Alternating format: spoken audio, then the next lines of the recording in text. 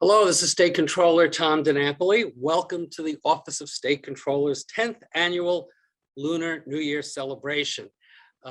Given the environment that we're in, we're doing this in a virtual environment. We'll look forward to the day when we can do these celebrations in person once again. But certainly, I think we're all ready for a celebration, and Lunar New Year is certainly worthy of our getting together. Certainly to acknowledge the contributions of the Pan-Asian community in New York and beyond, and recognize that we're all looking forward to a better year. We also take the opportunity with these events to acknowledge community leaders who are making such a big difference in our city and in our state and in our nation. And we have some wonderful honorees today that I'll be acknowledging in a few moments. So as part of the welcome, let me say ni hao, annyeong haseyo, sin chao. I hope I did hello reasonably well, given my struggling with English, let alone with other languages. And I'll say gung hei fa choi, Happy New Year, Happy Lunar New Year, Happy Year of the Tiger this year. And I believe we have a artistic presentation that we're going to see right now.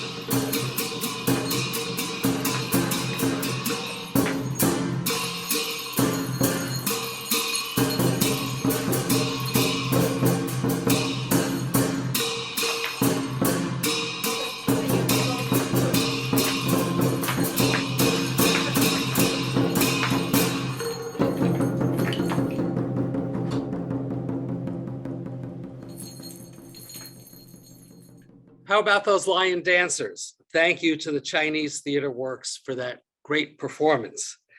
Lunar New Year is the time to spotlight the contributions made by the Chinese, Korean, Vietnamese, and the entire Pan-Asian community to New York City, New York State, and our nation. They say the tiger is associated with bravery, courage, confidence, vitality, and strength, all important attributes as we continue to recover from the challenges of this unprecedented time of the pandemic. Chinese, Korean, Vietnamese, and other Pan-Asian immigrants have made an indelible mark throughout our great state of New York. And new arrivals continue to help revitalize neighborhoods across New York City and beyond, from Flushing, Murray Park, Whitestone, and Queens, to Chinatown and Lower East Side and Manhattan, to Sunset Park, Windsor Terrace, and Bensonhurst in Brooklyn. Greater Flushing, where I was just at for FCBA's Lunar New Year Parade. Greater Flushing, as we all know, is the heart of Queens' vibrant Chinese community, Chinese, Korean, and Asian community, and certainly one of the city's most dynamic ethnic neighborhoods. Its revival over the past 20 years has been spearheaded by Chinese, Korean, and other Asian immigrants. As many of you know, we put out reports on the economic activity of various neighborhoods across New York City, and we did a report back in December of 2021 on Greater Flushing. It really was an update of a report that we had done, I guess it was close to 10 years earlier. And that December 2021 report showed that from the years 2000 to 2019, total businesses in the Greater Flushing area grew by close to 82%, faster than the growth in Queens County or New York City at large. Private sector employment grew by over 70% in the same period, double the growth rate in Queens or in New York City. Certainly the COVID-19 pandemic took a heavy toll on Greater Flushing, as it has done for so many of our neighborhoods. But what we also saw when we announced the report in December is that jobs were coming back to the Greater Flushing area faster than they were coming back and recovering compared to other neighborhoods in New York City.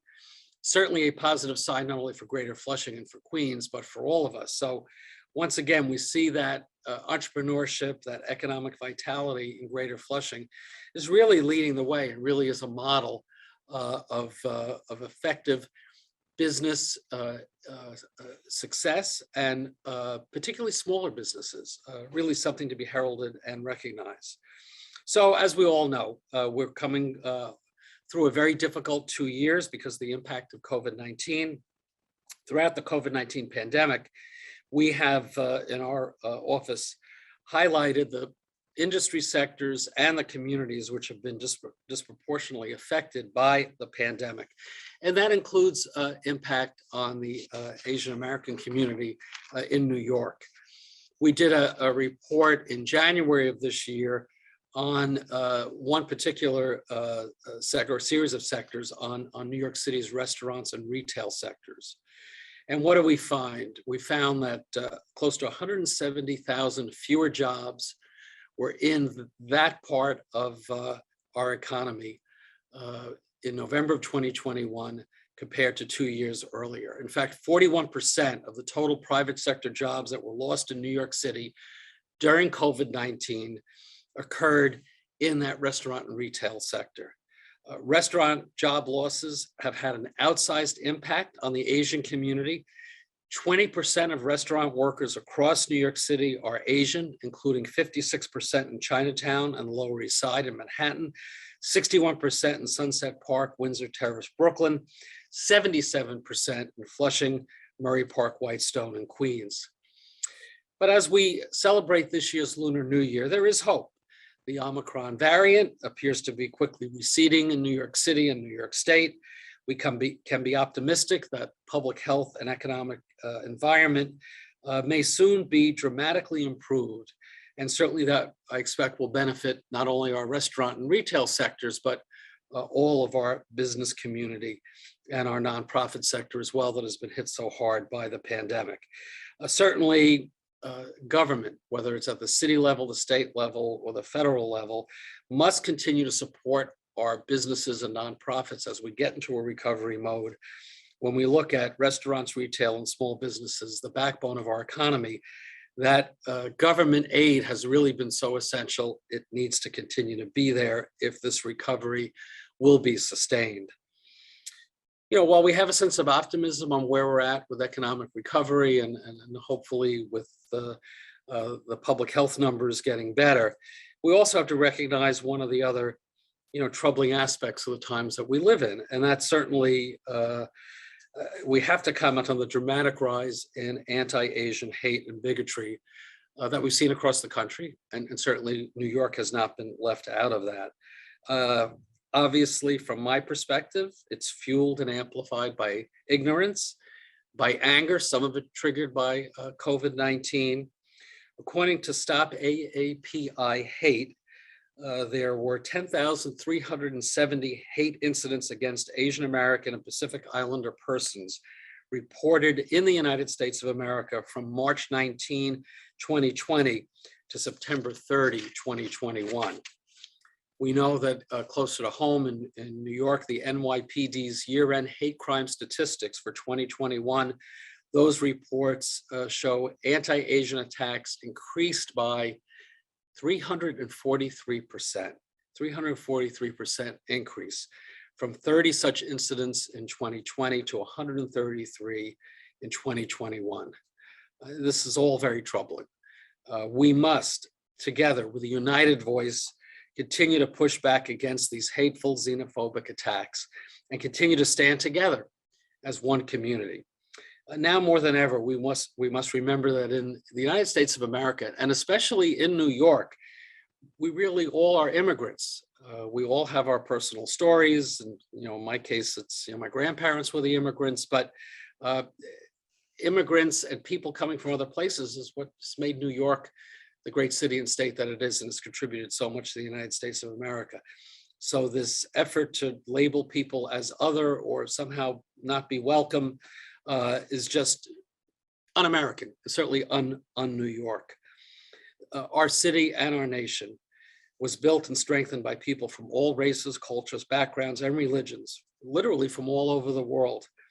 The best path forward for a stronger New York City, New York State, United States of America as well, is unleashing everyone's potential and using all of our talents. And really, we must do more to ensure that we have a more caring and inclusive society. And I think that's what New York has always been about. We don't want to go backwards in that regard. So, as I said, in celebrating Lunar New Year, we're not only happily being part of a wonderful tradition that our Asian neighbors have invited us to be a part of, but it is an opportunity to recognize the contributions of the Pan-Asian community to our success as a community. And, we do that by acknowledging leaders who have made a big difference in the community. And as I said at the outset, we're honoring 4 individuals today, different stories, different endeavors that they've been part of, but all wonderful success stories and worthy of acknowledgement. And I'm really delighted that each of them would allow us to put a spotlight on them and have us acknowledge their wonderful, wonderful success and contributions. So what I'm going to do now is acknowledge each of our honorees one by one. I'll do a little intro and bio, and then we'll let each of them say a few words. So let's start off with Kevin D. Kim, Commissioner of the New York City Department of Small Business Services. Kevin Kim is the son of immigrant parents, a product of New York City public schools, and a graduate of Stanford University and Columbia University. An attorney and an entrepreneur who co-founded the company that created the ABAKids program to help students improve their mental math skills. Kevin served as the first Asian American commissioner of the State Liquor Authority from 2014 to 2016, and was appointed by Mayor Eric Adams in 2022 to lead the Small Business Services Department for New York City. In addition to his work with SBS, which promotes equitable opportunity and small business success throughout the 5 boroughs of New York, Kevin is a member of the CUNY Board of Trustees, that's City University of New York, and of President Biden's Advisory Commission on Asian Americans, Native Hawaiians, and Pacific Islanders. He has served on numerous boards, including the Korean American Association of Greater New York, the Korean American Community Foundation, and the Asian American Bar Association. Kevin, in acknowledging you, I will show, as we have one of these for each of our honorees, and we will have this delivered to you. I won't read all the whereases, but this is a small way for us to honor you by presenting this proclamation from the Comptroller's Office. And it really summarizes in brief your incredible achievements and all that you're doing. So Kevin, I join with all the people of New York in thanking you for your efforts, congratulating you on your outstanding service, and certainly wishing you continued success, fulfillment, and happiness. So Kevin, we'll turn it over to you. Thank you, Comptroller DiNapoli. Just first want to begin by thanking you for all the years of friendship and leadership that you've shown to the Asian American community, and just by hosting a forum like this to recognize the contributions of Asian Americans in the last decade. And this is your 10th annual Lunar New Year celebration. So it's truly an honor to be a part of the celebration with my fellow honorees who are prime examples of Asian Americans who've risen to leadership roles in various industries and various communities. So I want to thank you for that, first and foremost. To everyone else, Gongshi Fachai, Gonghe Fachoy, and 새해 복 많이 받으십시오. It's really an honor to be here again today. Last month, Mayor Eric Adams appointed me Commissioner of New York City Small Business Services. And that appointment for me is not just another job, it has personal significance. As Comptroller DiNapoli mentioned, my parents immigrated here from South Korea in 1975. They came with very little, started a small business. My mother was an artificial flower designer, and my father would take her design flowers and go door to door in the garment district until they were able to build up a small business.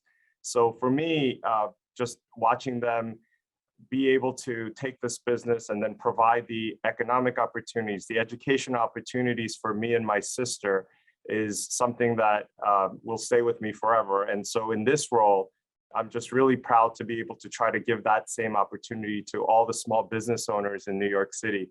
At SBS, we are really dedicated to just helping businesses operate, grow, and thrive. And we're also here to help people find jobs. And people don't realize, but SBS, we have 18 workforce centers around the city just to train people and connect them, not just to jobs, but to careers, hopefully life-changing careers. And finally, we also work with all the business improvement districts and the local neighborhood chambers and community boards to help neighborhood commercial corridors thrive as well. So, you know, I'm just honored to be here. I think at SBS, the main lens we try to look at things is equity. And as Comptroller DiNapoli has been a champion of equity in his entire career, that's what we're trying to do here in terms of bringing the city back stronger and more resilient than ever before. So again, thank you. This is truly an honor, and I congratulate my fellow honorees as well. Thank you, Kevin. That was great. And certainly from my perspective, again, as we get into this mode of recovery, small businesses are going to lead the way out. And the kind of support you're providing, you know, with the backing of Mayor Adams is going to be essential in that regard. And anything we could do to help you with those efforts. You know, we sometimes folks don't realize we help to underwrite small business loans through Pursuit Lending and some other programs with our pension fund. So we should follow up with you and see how we could, you know, coordinate those kinds of efforts. So thank you for everything you're doing, and keep up the great work. Thank you. Next, I'm very pleased to honor Prisca Bae, Vice President and Head of Partnerships at the Asian American Foundation. A South Korean native, Prisca grew up in Chicago and graduated from Columbia University and the University of California at Berkeley. An attorney and diversity advocate who has managed Goldman Sachs Gives, directed the Women in the World Foundation, advised Seneca Women, and served as Senior Vice President at PepsiCo, where she oversaw the company's Gender Diversity and Engagement Center of Excellence prior to joining TAAF in 2021. And TAAF is the Asian American Foundation. Currently, she serves as Vice President and Head of Partnerships with that foundation, a philanthropic organization that supports Asian Americans and Pacific Islanders in their pursuit of belonging and prosperity. In addition to her work at the Asian American Foundation, Prisca serves on the boards of the Korean American Community Foundation and Columbia's Double Discovery Center, which helps low-income New York students succeed in college. Community stakeholders appreciate her strategic expertise and her commitment to building a truly inclusive society. Prisca, you do a lot, you've done a lot, and you're doing a lot, and I join with all the people of New York in thanking you for everything that you continue to do for your outstanding service. And we have one of these proclamations for you as well. So Prisca Bae, I turn the program over to you. Thank you so much. Thank you. Good afternoon, everyone. Happy Lunar New Year and happy Black History Month. Thank you so much, Comptroller DiNapoli, for bringing us together. And thank you to my fellow honorees and to everyone in the virtual audience. I know we have a lot going on these days, so I'm grateful that everyone is zooming in. My name is Prisca Bae, and it is truly an honor to be with you today. I'll start by sharing a sentiment that my Korean mother often says to me: do everything that I wasn't able to do. And for many immigrants and children of immigrants, we know exactly what this means. And I'd like to share some things that I've done that my mother and my father have not been able to, not for lack of talent or smarts or heart, but simply due to lack of opportunity. I went to college, Columbia University, where I became a New Yorker. I went to law school because I knew from a very young age that I wanted to be an advocate for my family and my community. I worked for the US government and in politics because I knew that being at the seat of power was important. And I pursued a career in diversity because I believe that we all belong in the room and at the table. However, notable in my experiences, I did not see many Asian American leaders at the table. Our issues were also not on the agenda, and our causes were often not in budgets, which is why I was excited to help launch the Asian American Foundation last May. The Asian American Foundation was founded by an incredible group of leaders to build the infrastructure needed to improve AAPI advocacy, power, and representation across American society. And in the lead up to our launch, we were struck by one statistic. Asian American community organizations had been receiving less than 0.5% of philanthropic dollars over the last 30 years nationally. So in response to this persistent underfunding of our community, we launched the AAPI Giving Challenge and asked over 100 companies and foundations a very simple question. What are you doing to support AAPI communities and causes? And will you commit that support over 5 years? And one by one, we were able to bring in partners from all sectors: P&G, Nike, Walmart, JP Morgan, and in just 6 weeks, we captured over 1 billion in commitments for our community. It was clear that we were in the midst of a movement, and do not get me wrong, most companies admitted that they should be doing more. But that was and is okay, as this movement is just getting started. And so with that, I am asking each and every one of you joining us today, let's not lose momentum. Let's continue to ask our leaders and institutions what they are doing to support our community. And while the challenge focused on companies and foundations, I'd love to bring cities and states to the table. And I look forward to speaking to each one of you in the coming weeks and having New York City and the state of New York join the Giving Challenge. Our goal is to not only unlock resources and drive impact for the AAPI community, but it's also to advance the overall promise of building a diverse and inclusive society for all. We believe that any progress for the Asian American community should be progress for all communities. So on behalf of the board of the Asian American Foundation, thank you so much for including me in this year's Lunar New Year celebration. Thank you so much. Prisca, thank you. And thank you for giving us all a challenge and the opportunity to do more. Really appreciate that. And we'll look forward to working with you. Next, I'm very pleased that we can honor Dr. Anthony Shih, President of the United Hospital Fund. Dr. Shih was born in New York City to Taiwanese immigrant parents. He earned degrees from Amherst College, New York University, and Columbia University.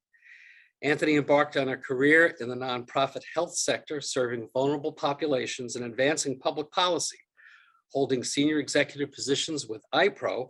IPRO is a quality improvement nonprofit, the Commonwealth Fund, and the New York Academy of Medicine. He took the helm at the United Hospital Fund in 2017. Under his leadership, the United Hospital Fund has undertaken new initiatives in pursuit of its mission to create a more effective and equitable healthcare system, including increased emphasis on child welfare and diversity. Dr. Shih also serves on New York City advisory councils, working to develop a post-pandemic recovery plan and to build a more just and resilient city. I had the chance in my time in the assembly to get to know the United Hospital Fund. Our former majority leader, Jim Talon, was there for many years. And anybody that's familiar with the work of the fund knows that in terms of really focusing on key issues, it has unbelievable credibility and really breaks new pathways in terms of how we could be smarter about how we're handling healthcare. And obviously, through the pandemic, we've learned even more so how important it is that we have not only quality healthcare, but access available to everyone. So Dr. Shih, you are in such a pivotal position with a very important organization, and your work is needed now more than ever. And, your incredible leadership is really valued by all of us. So, again, I join with all the people of New York in thanking you for your very important leadership, your outstanding service. Of course, we have for you one of these handsome proclamations as well that will go up there in your office, I hope. And obviously, we wish you continued success. So, Dr. Anthony Shih, I'll turn the platform over to you.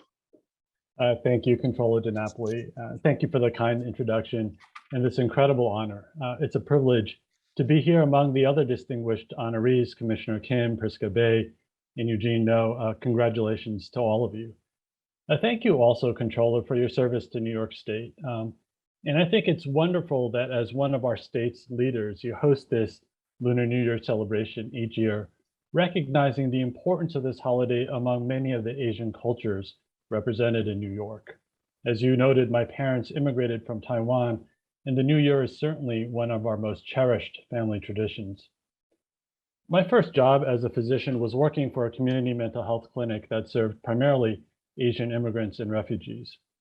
That early experience in seeing the challenges that our patients or our community faced in accessing services, getting high quality care, and struggling with all the factors outside of healthcare that impacted their health and well-being was formative for my career. I now have the privilege of leading an organization, the United Hospital Fund, that works to address all of these issues at a system level. So we are an independent nonprofit founded in 1879, and we work to build an effective and equitable healthcare system for every New Yorker. Through research and policy analysis, our convening function, and our programs, we work to dismantle barriers in health policy and healthcare delivery that prevent equitable opportunities for health. These past 2 years have been challenging for our entire state. It's of course not just the direct morbidity and mortality of COVID-19, but the associated economic impact, and of course, the collective trauma to our mental health that has left virtually no one untouched. In this context, it can be hard to carve out time to celebrate, but we are resilient as New Yorkers, and I'm glad we're celebrating the Lunar New Year together. Thank you again to Controller DiNapoli for this honor, to my fellow honorees, my colleagues at United Hospital Fund, and a special thanks to my loving and caring family at home. May the year of the tiger bring us all peace, health, and happiness. Thank you. Thank you, Anthony, and we will continue to look for that great policy and research work that the United Hospital Fund is so well known for. I didn't realize 1879, you said, was the year it was founded. Incredible. Wish you continued success in each and every way. And now I'm very pleased to honor Eugene Noh, Political Director of the Retail, Wholesale, and Department Store Union, RWDSU. Eugene is a Queens native, the son of parents who came to New York from South Korea. He became active in politics and energized by the goal of strengthening the voice of Asian Americans in our government while he was still in high school. I can relate to that. Eugene served as an intern for City Council member John Liu, who also was my counterpart in the controller world, right, Eugene, when John was New York City controller, and now he's a very distinguished member of the New York State Senate. Eugene went on to participate in all of John Liu's subsequent campaigns, as well as working with Congressman Max Rose, Assemblyman Ron Kim, and Council member Margaret Chin, all great and noted Asian elected officials. He recently managed Council member Julie Wan's successful campaign. We should note as an aside that Eugene and Julie share not just a political or professional relationship, but a personal one as well. And I'm sure your successful effort in managing that campaign only strengthened that wonderful relationship. Eugene is currently the political director of RWDSU. This union represents some 60,000 workers in a wide range of industries and is affiliated with the UFCW, United Food and Commercial Workers Union, and the AFL-CIO. Eugene is responsible for managing the union's legislative and political agenda. In his work with RWDSU, Eugene is committed to protecting workers' rights, promoting economic security, defending democracy, and helping to build a robust, inclusive, and sustainable prosperity. You know, from my point of view, Eugene, and I've said this many times, and it's even more true now with what we're going through, if we are going to have economic security in our society broadly distributed, we have to have strong unions. I mean, the unions really did build up the middle class. You know, my own family's history was, the immigrant grandparents and parents were successful in living their version of the American dream because they were part of strong unions. My dad was a communication worker, shop steward, and my mom was a civil service worker represented by CSEA. And growing up, I saw firsthand the economic security that our family enjoyed was because of the fact that my parents were in jobs that were protected by strong unions. So at a time when the middle class has been threatened, that was true before the pandemic set in, and even more pressure now. It's at the same time that our unions are under great pressure. And fortunately, we live in a state that's certainly more union friendly. And I think the latest numbers still have New York as the state with the highest percentage of unionized workforce. But, from my point of view, Eugene, what you are doing is so fundamental to a secure economic future and really prosperity for everyone. And I really admire the fact that you've chosen leadership within the union movement to be where you're putting your creative talents and energies. So certainly this proclamation is also a small way of recognizing the great work that you're doing. And it really is my privilege to honor you and to turn the program over to you right now. Thank you so much, Controller DiNapoli, for such a warm introduction. I don't think anybody has ever introduced me in such a kind way my entire life. So thank you very much. So I'm Eugene Noh, I'm the political director for the RWDSU. And it's an honor to be here and to be honored here with the other honorees here, especially someone like Kevin Kim, whom I've known since I was in high school. In fact, my wife and I did knock doors for his city council campaign all those years ago as well. The reason that I had started working in politics and didn't go on to get my law degree or to get a medical degree, other than the fact that I'm limited by my intelligence, I was inspired by a certain former council member who represented Flushing. I'll just kind of read some of her words now. She said back in '96, "I don't know if they're Korean or Chinese. I can't tell by the name. They're more like colonizers and immigrants. They sure as hell had a lot of money, and they sure as hell know how to buy property and jack up rents at retail shops and drive people out. The money came first, the paupers followed, smuggled in and built by their own kind." Later on, this council member, Julia Harrison, went on to add that Asian Americans would never have their own seat, not in the city council, not anywhere else in government. I know that this was a foundational reason for why my personal hero, John Liu, ran for council in the first place. But in '97, a year after these statements were made, he lost to her. He didn't get elected to the council until 2001 when she was out of office and retiring. So I say this to note that the reason that I'd started in politics came out of a place of both anger at this former member, but also inspiration by John Liu. He and his team taught me a tremendous amount over the 10 years that I spent with them. And I owe everything that I know and I do to that team. Since that time, I'm glad to say that we've proven Julia Harrison wrong. During my career, I had a front row seat to all of the Asian firsts. I specialized just in campaigning and data management, field operations, stuff like that for just the campaign world. And in that way, I'm really proud that we've had trailblazers such as John Liu, Margaret Chin, Ron Kim, and now my wife, who is the first Korean council member in the history of our city.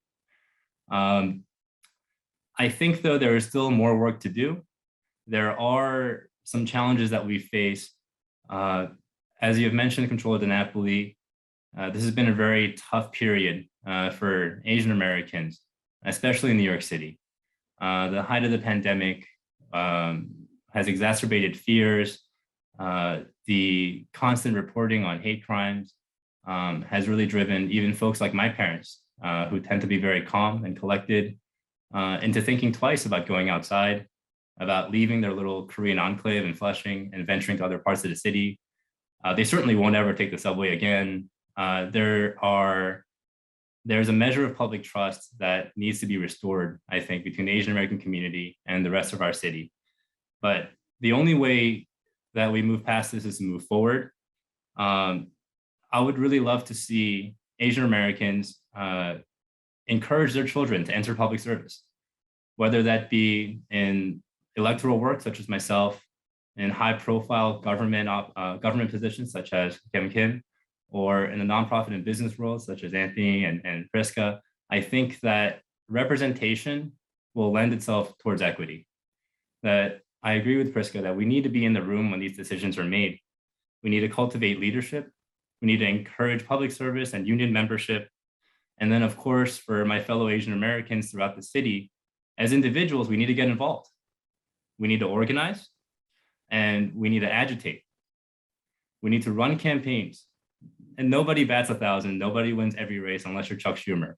But that should not deter people from running, right?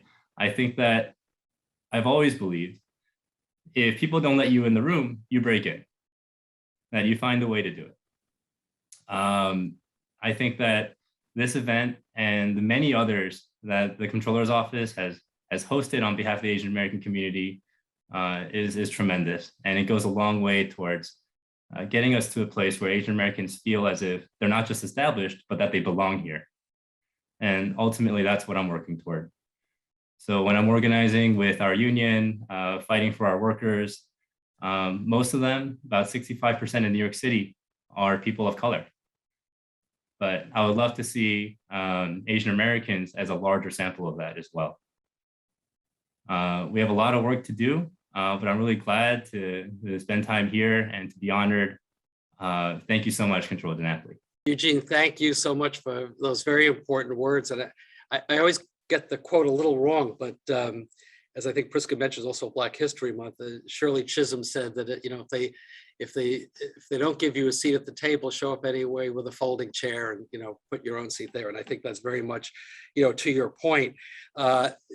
These have been great stories for us to share. Each of you have done so much in very different fields of endeavor. But before we close it out, I just wanted to reflect on one thing, and perhaps have each of you or any of you that would like to comment on it. One of the themes that seems pretty clear in each of your life stories has been the very strong influence of family, of parents, grandparents, the immigrant story. And I know that's not necessarily unique to the Asian community, but from my personal experience, it seems particularly powerful in the story of Asian Americans. For the newer generations, is that strength that comes from that family tradition, that respect for elders, is that still there? Is that challenged by the craziness of the modern world that we live in right now? I just throw that out as maybe a discussion point, because I think for each of you, that's like the first thing. It was the strength that you derive from your parents and grandparents that gave you the footing to be these incredibly successful professionals that each of you are. Anybody want to comment on that? Kevin? Yeah, I'll take a quick crack at it. It's just, I think, it's amazing what you just noticed. I think with immigrant families in general, the reliance on family is so strong that for us, when both my parents were working crazy hours and my sister and I were latchkey kids for a couple of years, we had our maternal grandmother come from Korea, and then she was our primary caretaker. So I think this concept of just family helping out family and 3-generational households, I think we learn kind of values, or immigrant families in general, I think learn values of just sacrifice, hard work, just resiliency. And I think those are values that we've brought to our professional and personal lives. I do find it interesting though, because now I have 2 young daughters, and I try to instill the same thing, and it's quite not the same. So I wonder if it's more to do with the immigrant family mentality of sticking together and really helping each other get through the tough times, or if there's a little bit more beyond it. But that's a challenge I find as a parent now. Mhm. Anybody else want to weigh in or comment? Yeah, I think you're 100% right there, Controller DiNapoli.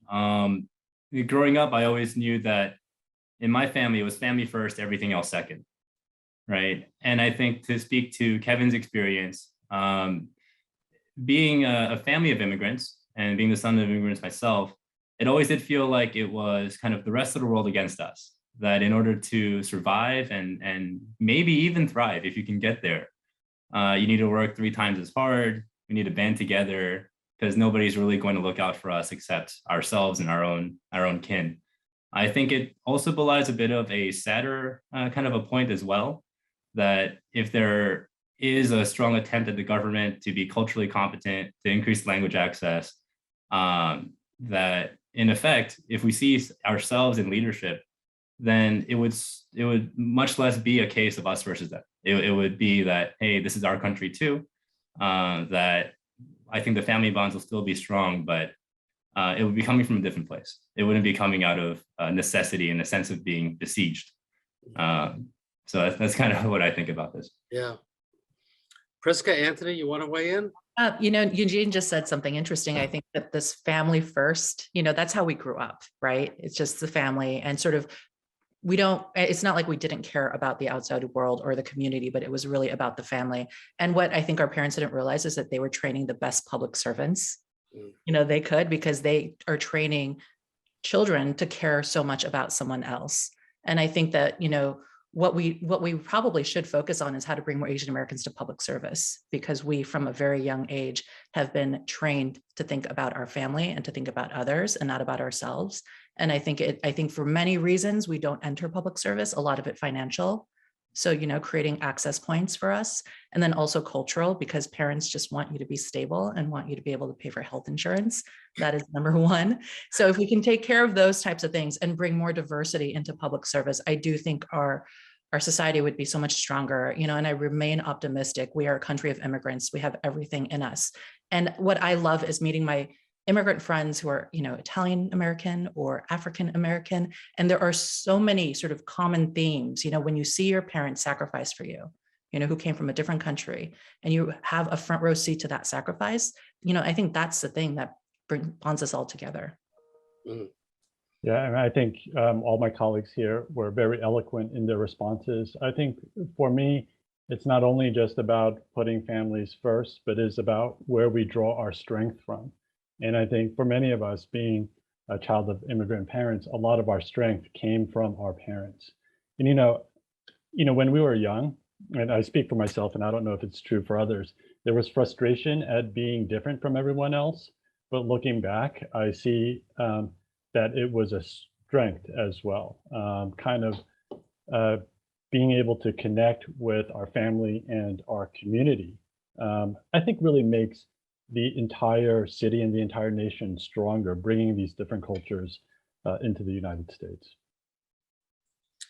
All important comments. I mean, my observation would be is, the grandchild of immigrants, as the years go by and next generations are removed from the immigrant generation, things get lost along the way. And I think the importance of, I felt privileged. I knew 3 of my 4 grandparents and 1 of my great-grandparents.